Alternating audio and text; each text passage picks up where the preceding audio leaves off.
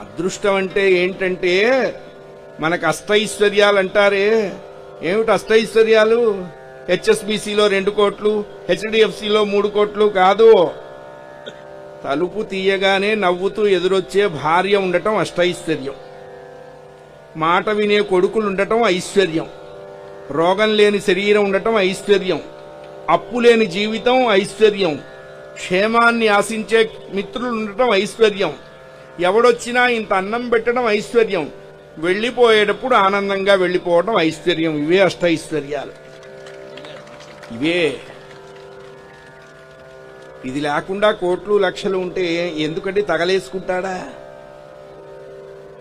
10 బిల్డింగులున్నా 6/3 అంతే, దానికే సెట్ చేశాడు దేవుడు.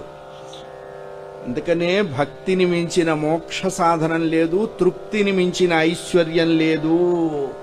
ఈ 2 ఉన్నవాణ్ణి చెడగొట్టేరుకు ఎవడూ లేడు. అయ్యా